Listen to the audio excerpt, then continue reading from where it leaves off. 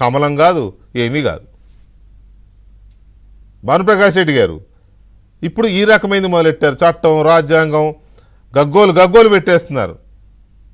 మీరు ఇచ్చే సమాధానం ఏంటి? ఫైళ్ళు తగలబెడతారు వాళ్ళు, ఎక్కడ దొరికిపోతామో అని. పాపం జోగి రమేష్ గారిదేమో అది భూమి అయిపోయింది, భూమిని తగలబెట్టలేడు కదా. సో ఈ ఫైళ్ళు తగలబెట్టే కార్యక్రమాలు మొదలైనవి. అందుకని దీనికి ఏం చెప్తారు భానుగారు? మీకు ప్యానల్ ఉండే పెద్దలందరికీ నమస్కారాలు. చేసింది తప్పు, సర్వే నెంబర్ 88ని 87గా మార్చి టైటిల్ని మార్చుకొని బలవంతంగా రిజిస్ట్రేషన్ చేయించుకొని అగ్రిగోల్డ్ భూముల్ని ఈరోజు మేమేదో సత్యహరిశ్చంద్రులు అని చెప్పి మాట్లాడితే ఎట్లా?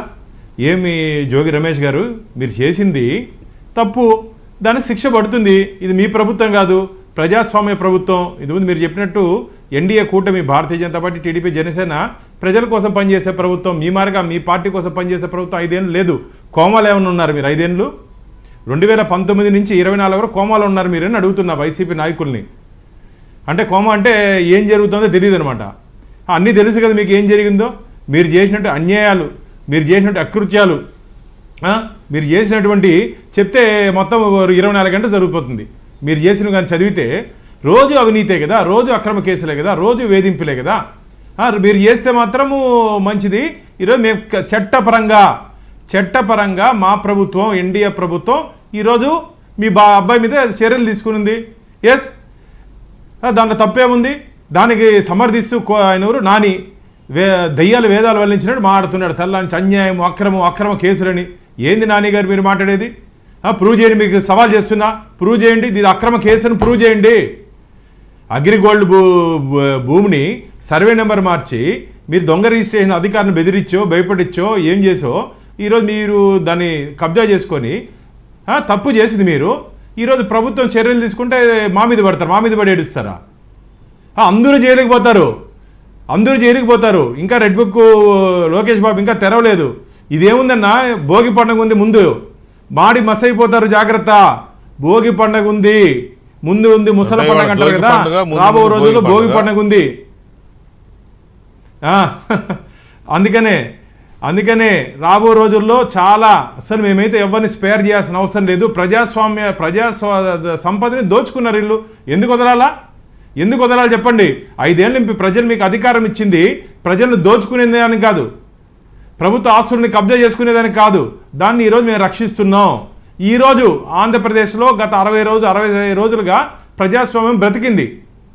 గత 5 సంవత్సరాల్లో మీరు దాన్ని చంపేశారు. ప్రజాస్వామ్యం విలువల్ని మీరు నాశనం చేశారు. మీరు కొందరు అధికారులు కుమ్మక్కయ్యి ఆంధ్రప్రదేశ్లో ఏం చేశారయ్యా? వైసీపీ రాజ్యాంగం నడిచింది. ఈరోజు మేము ఈరోజు ప్రజల కోసం, ప్రజలు పడినట్టు ఇబ్బందులు, ప్రజలు పడినట్టు కష్టాల నుంచి బయట పడాలని చెప్పి మేము ప్రయత్నం చేస్తున్నాం. మా మీద పడి ఏడుస్తారు. ఈయనే కాదు, రమేషే కాదు, ఇంకా చాలామంది ఉన్న లిస్టులో. ఎవరిని వదిలే ప్రసక్తే లేదు, ఎవరిని వదిలే ప్రసక్తే లేదు. ఎవరిని స్పేర్ చేయాల్సిన అవసరం కూడా లేదు. ఏంటండి ఆ టీవీలో వస్తుంది ఆ రోజు చేసినట్టు దౌర్జన్యం? ఒక ప్రతిపక్ష నాయకుడు ఇంటిపైకి పోయి దౌర్జన్యం చేస్తావా? అంటే అధికారం ఉంది కదా అని చెప్పి, అధికారంలో ఉన్నాం కదా అని చెప్పి ఏది పడితే అది చెప్పి పోయి చేస్తే గమ్మునుంటామని చెప్పండి. అడిగితే మెమరాండం ఇచ్చేదానికంట. ఏందే మెమరాండం ఇచ్చేది? అధికారంలో ఉన్నావు, సిగ్గు లేదా నీకు? మెమరాండం ఎవరికి ఇస్తావు? పోయి నీ ముఖ్యమంత్రికి తాడేపల్లి ప్యాలెస్ నీకు అలవ్ లేదు. తాడేపల్లి ప్యాలెస్ గేట్ దగ్గర కూడా పంపిరు. కాబట్టి మిగతా వాళ్ళు ఇళ్ళ దగ్గరికి పోతారా? ఎవరెవరిని అరెస్ట్ చేయలేదు? అచ్చెన్నాయుడు గారిని, మిగతా చాలామంది వైసీపీ నాయకులు, టీడీపీ నాయకుల్ని ఇబ్బంది పెట్టలేదా? పట్టాభరణమని ఇబ్బంది పెట్టలేదా? ఎంతమందిని ఇబ్బంది పెట్టలేదు మీరు? అంటే మీరు ఇబ్బంది పెట్టినారని చెప్పి మేము ఈరోజు టిట్ ఫర్ టాట్ చేయట్లే. మీరు చేసినటువంటి అక్రమాలని బయట పెడుతున్నాం. ఈరోజు ప్రజాపాలన జరుగుతుంది ఆంధ్రప్రదేశ్లో. ఈరోజు ప్రజాపాలన జరుగుతోంది. ఇండియన్ పోలీస్ సర్వీస్ని మీరు కదా పొలిటికల్ సర్వీస్గా మార్చుకునింది. ఇండియన్ అడ్మినిస్ట్రేటివ్ సర్వీస్ని అధికార సర్వీస్గా మీరు కదా మార్చుకునింది. వీళ్ళే కాదు, రమేష్ కాదు, ఇంకా చాలా మంది అధికారులు కూడా ఇదే బాట పట్టబోతున్నారు ఆంధ్రప్రదేశ్లో. 5 సంవత్సరాలు అధికార పార్టీని